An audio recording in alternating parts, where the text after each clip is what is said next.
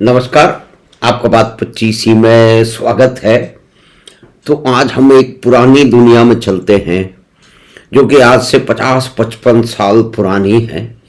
और उस समय क्या क्या हो रहा था, क्या नहीं हो रहा था, और उसको आज से उसकी तुलना करके समझने का प्रयास करते हैं कि जब समाजवाद अपनी चरम सीमाओं पर पहुंच जाता है, जब सरकारी तंत्र ये कहते हैं कि हम गरीबों का ध्यान रखेंगे, गरीबों की गरीबी हम हटाएंगे, और जो है वो हम अमीरों को टैक्स कर देंगे, बल्कि 98% तक हम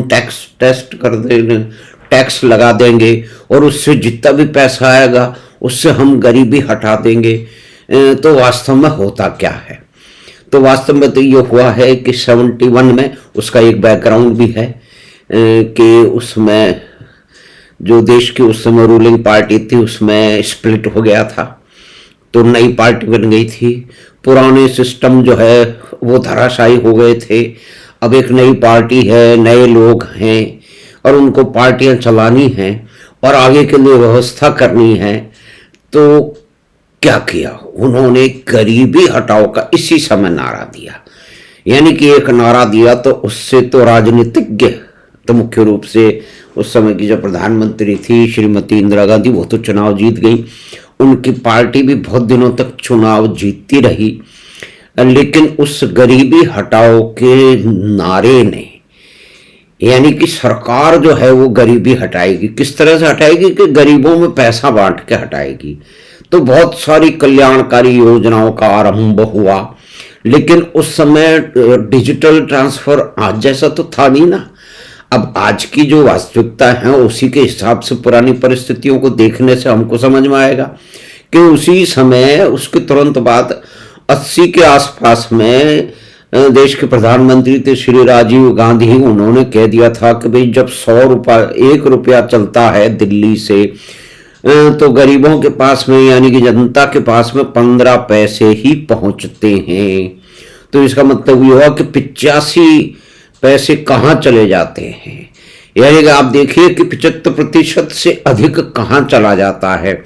वो सीधा का सीधा एक एक्सेप्टेंस था और एक रियलिटी, एक वास्तविकता की स्वीकृति थी कि सारा का सारा करप्शन सिस्टम जो है उसको खा जाया करता है।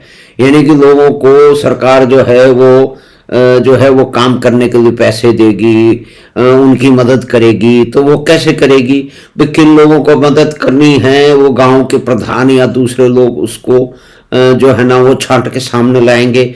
अब सरकार का पैसा कौन बांटेंगे? सरकार का पैसा तो सरकार के बाबू लोग बांटेंगे।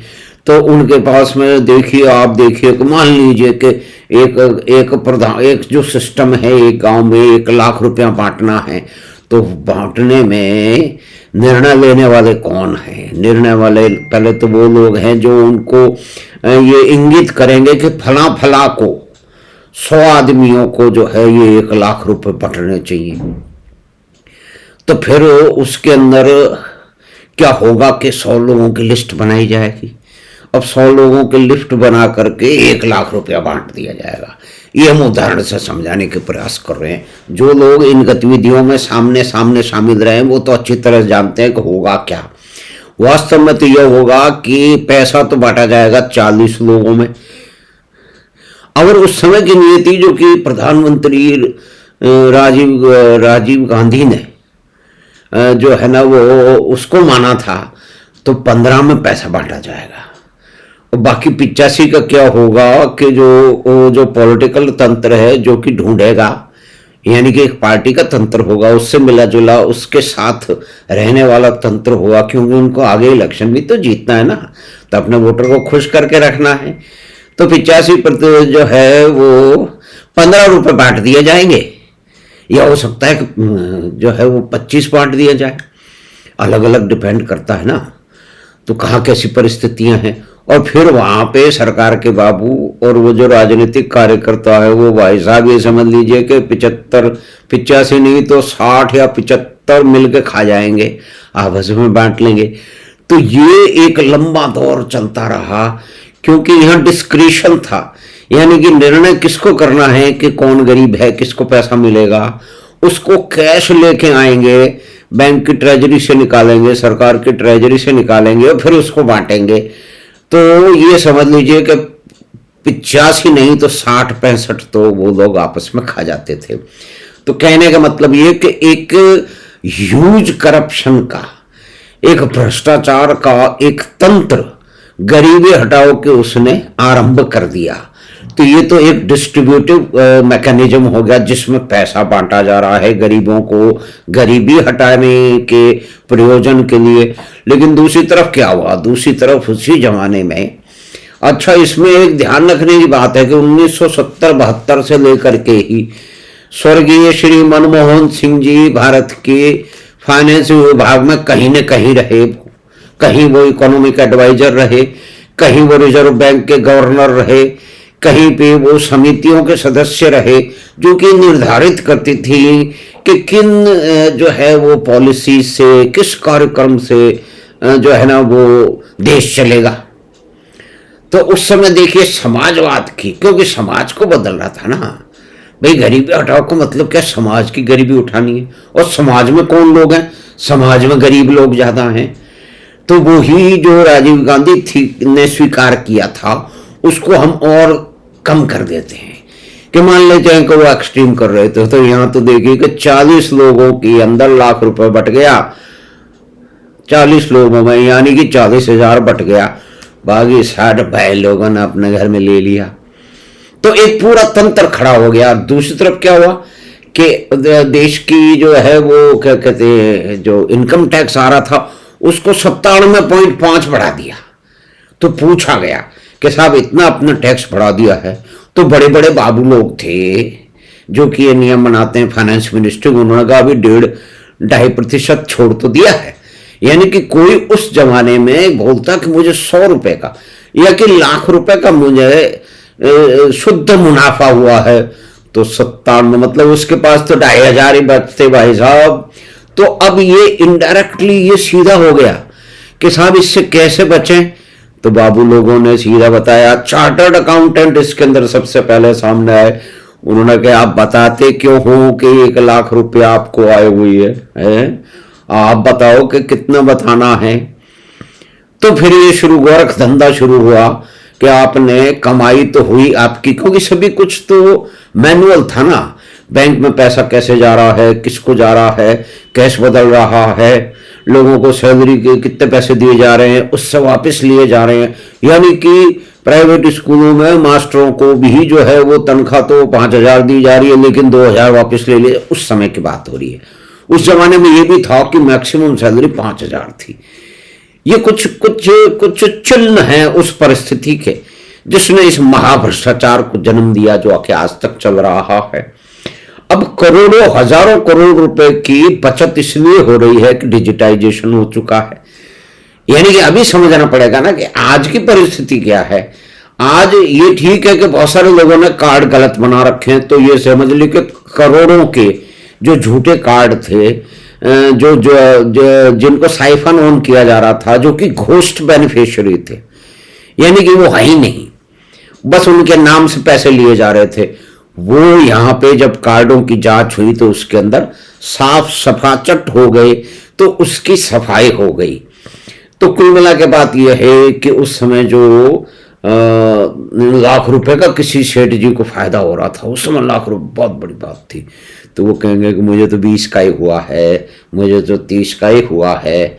लेकिन ये करने के लिए अब बाबू लोगों को मालूम पड़ गया, अब एक पूरे तंत्र को मालूम पड़ गया कि सेठ जी को फायदा तो 1 लाख रुपए का हुआ है, दिखा रहे हैं 30,000। यानी कि अब वो जो छोटे मोटे जैसे भी सेठ जी हैं वो उस तंत्र के चक्कर में आ गए। उनको पता है कि भाई इनको पिछले साल 1 लाख की होती, अब इनका बिजनेस पहले से बढ़ गया तो अब तो 1.25 होगी, 1.5 होगी, और ये रिटर्न फाइल कर रहे हैं, बता रहे हैं कि मैंने 40,000 जो है ना उसको क्या कहते फायदा हुआ है।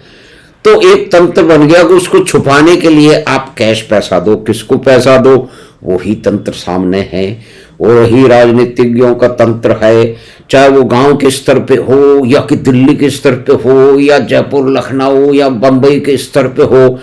तो कुल मिला के करप्शन का साइकिल ऐसा चलता चला गया, ऐसा चलता चला गया कि जहां आपकी आय जो है, सरकार की आय तो गिरती चली गई, क्योंकि सभी कुछ जो है वो करप्शन में बंट रहा था। तो उसके अंदर करप्शन करने वाले यानी कि भ्रष्टाचार करने वाले मोटे होते चले गए।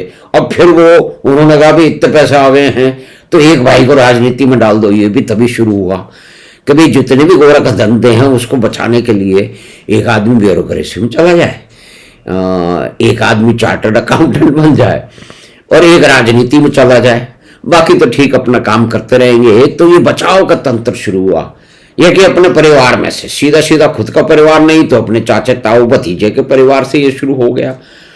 तो 50 साल पहले जो गोरख धंधा समाजवादी नियम कायदों की अनुपालना में किया गया था, उसी समय एक और देखिएगा कि इसका सबसे बड़ा उदाहरण सिर्फ 70 में नहीं, 1970 में नहीं है, 1953 में चले जाते हैं कि एयर इंडिया जो कि JRD टाटा सबसे पहले लाइसेंस पायलट थे भारत के, उन्होंने अपनी दूरदर्शिता, उन्होंने अपनी जोखिम, अपनी मेहनत, अपनी निपुणता से जिस टाटा एयरलाइंस की स्थापना की थी डाक ले जाने के लिए, और फिर वो यात्री विमान सेवा में भी बदल गई, तो उसको 1953 में 1953 में बिना उनको बताए हुए नेशनलाइज कर दिया गया। क्यों कर दिया गया? क्योंकि दुष्ट जो व्यापारी हैं ये जो है वो जनता को लूट रहे हैं, तो अब इसको राष्ट्रीयकरण करके अब समाज के काम आएगा। और उसके बाद में 78 साल बाद 2020-21 के आसपास में जो है लाखों करोड़ रुपए का जनता के पैसे का चूना लगा करके एक जो स्वस्थ बच्चा भारत की सरकार ने लिया था, एक बीमार बूढ़ा वापस कर दिया, जो आज तक जो है वो जितनी भी पुरानी बीमारियां हैं, जो सरकारी तंत्र की अपनी बीमारियां हैं। देखिए सरकारी तंत्र अपने बाबुओं के अपने लिए काम करता है, वो बोलता तो जरूर है कि जनता के लिए काम करता है, कई जगह उसके हाथ कटे हुए हैं।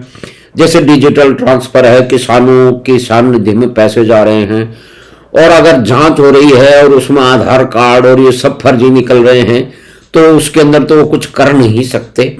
लेकिन ये बात जरूर है कि वो अपने साथियों को, जिनसे उनको जिसको कहते हैं ना ऊपर की कमाई, यानी कि ये करप्शन जो है ना ये ऊपर की कमाई था। और आप ये देखिए कि जहाँ पे आज ये भी बात सामने छोटी सी चर्चा कर लें कि करीब देश में जो जीविका उपार्जन की परिस्थितियां हैं वो करीब 64 करोड़ हैं। आज से 10 साल पहले वो 40 करोड़ थी। लेकिन जो लोग कहते हैं ना कि देश में जो है वो क्या कहते हैं बेरोजगारी बहुत है, उनको ये संख्याओं का मालूम ही नहीं है। क्योंकि देखिए हमारे देश के विद्वान और कुटिल विद्वान वामपंथियों ने कुछ भ्रांतियां फैला दी हैं, उसको सभी लोग लेकर के घूमते रहते हैं। यानी कि तथाकथित राष्ट्रवादी भी उन्होंने अपनी टोकरी में डाल दिया है कि साहब रोजगार, उन्होंने कभी उनके सीधे सीधे तरीके से उन्होंने रोजगार कभी 5 आदमी को दिया नहीं होगा, लेकिन रोजगार पर टिप्पणी करने के लिए वो तत्पर हैं, क्योंकि वही वामपंथी कचरा जो कि बड़े ही कुटिलता से जिसका निर्माण किया गया है उसको फिर सारी दुनिया में घुमाते रहते हैं। तो हमने डिजिटल रियलिटीज जो है, मतलब डिस्क्रिप्शन से डिजिटाइजेशन, यानी कि इसमें बहुत अधिक सुधार हो गया है। करीब पता नहीं कहीं कितने मतलब एक ऐसे ऐसे बंदे पाए गए जो कि सरकार में 2-3 जगह काम कर रहे हैं। ये कहीं वो मास्टर यहाँ पे लगे हुए हैं, कहीं वहां भी मास्टर लगे हुए हैं। तो उस समय क्या है कि यूनिफिकेशन था नहीं, एक स्कूल में चल रहा है बंदा और हफ्ते में 1-2 बार स्कूल में जो है वो मास्टरी करने चला जाता, लेकिन 3-3 जगह से तनख्वाह ले रहा था सरकारी तंत्र से। तो इस तरह के महान काम हमारे देश में होते रहे हैं, क्योंकि हमने समाजवाद की पताका इतनी फैलाई कि अंत में उसका पटाक्षेप तो यूं हुआ, पूरा नहीं हुआ कि हमको 1991 में उन्हीं स्वर्गीय मनमोहन सिंह जी के नियम कायदों के कारण, जो कि समाजवाद की पताका फहराने में कभी भी उन्होंने किसी नोटिंग में ये नहीं लिखा होगा, उसकी खोज करनी आवश्यक है। कुछ खोजी पत्रकार मित्र अवश्य करें कि क्या कभी उन्होंने इसके ऊपर कहा कि ये सिस्टम जो है, ये प्रक्रिया जो है, ये देश का, ये जनता के धन का नाश कर देगी। किया नहीं किया, क्योंकि वो यस मैन थे। उनके साथ पूरी, अब वो स्वर्गीय हैं, पूरी श्रद्धा के साथ में, पूरे सम्मान के साथ में जो वास्तविकता है तो उसको बतानी पड़ेगी कि वो यशमान होने के कारण ही इस देश के प्रधानमंत्री बन गए। तो ये तो एक राजनीतिक रियलिटी थी। तो वो ही फिर गए जब नरसिम्हा राव जी प्रधानमंत्री थे तो $7 बिलियन का जो है वो लोन लेने के लिए। फिर उनको IMF के लोगों ने समझाया कि भाई साहब आप ले तो जा रहे हो, बचाओ, वापिस कैसे करोगे, आप पास रेवेन्यू तो है नहीं। तो उन्होंने कहा रेवेन्यू के लिए क्या करें भाई, ये बातचीत ही होगी, हम अंदाजा लगा सकते हैं, थोड़ा सा ड्रामेटाइजेशन कर लेते हैं। उन्होंने कहा कि आप अपने व्यापार को खोल दीजिए, बाजार को खोल दीजिए। अब वो समाजवादियों के सामने बाजार एक ऐसे लाल सांड की तरह से है कि वो मतलब लाल कपड़ा दिखाने जैसे वो सांड की तरह से तोड़ लेते हैं। तो समाजवादी उनकी वो तो अब तो वो तो देश की जिम्मेदारी थी तो उनको मानना पड़ा। लेकिन समाजवादी सांड आज भी बाजार के नाम से दिन भर जो है वो चौंकते रहते हैं, भागते रहते हैं, उसको गालियां देते रहते हैं। तो वास्तविकता ये है कि इनकम टैक्स को इतना बढ़ा दिया गया कि जानबूझ के जो सरकार की टैक्स से कमाई हो सकती थी वो खत्म। अब आप देख लीजिए, आप पिछले 10-12 साल में जो डायरेक्ट टैक्स है वो 6 लाख करोड़ से बढ़ के अब 20 लाख करोड़ के आसपास हो गया है। यानी कि करीब करीब 300% की वृद्धि हो गई है। क्यों? क्योंकि रैशनलाइजेशन हुआ है। भाई 90%, 97.5% तो नहीं है ना, समाज को बदलना है। तो कुल मिलाकर के वामपंथी भूतों और समाजवादी प्रेतों और राजनीतिक आवश्यकताओं के कारण जो भी कार्यक्रम चले उन्होंने करप्शन को बढ़ावा दिया। अब परिस्थितियां बदल गई हैं। ये तो नहीं कह सकते कि भाई इतने लंबे समय में जो एक भ्रष्टाचार का तंत्र स्थापित होगा उसकी शक्ति कितनी है, वो एकदम से जाएगा थोड़ी, अभी समय लगेगा। आज भी इस देश में एक सरकारी नौकरी के लिए 30,000 युवा अपना समय बर्बाद कर रहे हैं। निश्चय ही जो है नीति निर्धारकों को और मुख्य रूप से माननीय प्रधानमंत्री को ये बात बोलनी चाहिए कि आपको जो काम करना है काम धंधा करो, अपने अमूल्य युवा अवस्था के 10 वर्ष सरकारी नौकरी की मृग तृष्णा में बह के समय बर्बाद मत करो और अपने परिवार और अपने माता पिता का पैसा व्यर्थ मत करो। लेकिन वो भी क्या करें, उनको ये कंपटीशन है कि पड़ोस का बच्चा कोचिंग कर रहा है तो हमारा क्यों नहीं करेगा, ये भी कलेक्टर बन सकता है। अब देखिए हर आदमी कलेक्टर नहीं बन सकता। वैसे कलेक्टरों ने इस देश की में क्या क्या किया है वो एक अलग विषय है, लेकिन हर आदमी डॉक्टर भी नहीं बन सकता, हर इंजीनियर भी नहीं बन सकता है, लेकिन कुछ न कुछ तो बन सकता है। एक पास के अंदर एक IT मतलब एक उदाहरण बता रहा हूँ कि एक परचून की शॉप है। परचून की शॉप के अंदर मैं हमेशा कभी कभी अगर दुकानदार से या जो युवा दुकानदार होता है उससे पूछ लेता हूँ, भाई ये तुमको पिताजी ने लगा के दी है या तुमने खुद लगाई है? कहता हूँ अंकल मैंने लगाई है। मैंने कभी कितने साल हो गए? कहते से 7 साल हो गए। तो मैंने कहा अभी अब कैसा चल रहा है? ठीक चल रहा है अंकल। और मैंने कहा अभी अब वो ठीक है कि उसके सामने जो गाड़ी खड़ी हुई है, उसकी जो वेशभूषा है और उसका जो विन्यास है और उसके सामने जो दुकान में भीड़ लगी हुई है, एक दुकान के अंदर 5-6-7 लोगों की भीड़ लगी हुई हो और उसके पास में एक यानी कि एक असिस्टेंट नहीं। फिर मैंने देखा तो कहते भाई ये 2 कब सर, कहते पहले तो मैं अकेला ही देखता था। तो एक व्यक्ति ने 2 व्यक्तियों को और रोजगार दे दिया है। उस जगह अंकल एक और दुकान खोल रहा हूं वहां पे। तो असली देखिए जो जीविका उपार्जन तो बाजार में है, जिसे हमारे देश के वामपंथी और समाजवादी प्रेतों से अभिभूत लोग सुबह उठते ही गाली देते हैं, शाम को 2 पैग लगाने के बाद में या कि नहीं लगाने के बाद में भी गाली दे के सोते हैं, सुबह उठते ही चाय पीने से पहले बाजार को गाली देते हैं। ये एक वास्तविकता है। तो हमने बातचीत की कि गरीबी हटाओ ने किस तरह से करप्शन बढ़ाओ को आज से 50 साल पहले उसकी स्थापना की। स्थापना तो पहले ही हो चुकी थी लेकिन उसको एक नए आयाम में उसको बढ़ाया और फिर बाद में अब ग्रेजुअली धीरे धीरे कम हो रही है। पूरी तरह से ये तो नहीं कह सकते कम हो रही है, क्योंकि जैसे जैसे बजट पढ़ रहे हैं एक तरह का करप्शन समाप्त हो गया, दूसरा करप्शन शुरू हो गया है। और 8वें जो वेतन आयोग में भी सरकारी लोगों की तनख्वाहें बढ़ने वाली हैं। क्या उनकी तनख्वाह बढ़ने से जो मिठाई लेने की परंपरा में कोई कमी आएगी? नहीं साहब, ये जो उनकी जो डिड्या है, जो कि उनका लोभ है, वो तो उसमें तो कमी होगी नहीं। वो कैसे ठीक होगा, कैसे नहीं ठीक होगा, वो आगे देखा जाएगा। यानी कि हमने पिछले करीब करीब 50 साल की एक मोटी मोटी मीमांसा कुछ उदाहरणों के साथ लिखी। तो हम आशा है कि आपको ये बातचीत पसंद आई होगी। तो आप चैनल बात 25 को सब्सक्राइब करें, लिंक अपने मित्रों परिवार के साथ साझा करें। हम आपसे फिर मिलेंगे बात 25 की अगली बात में। धन्यवाद, नमस्कार।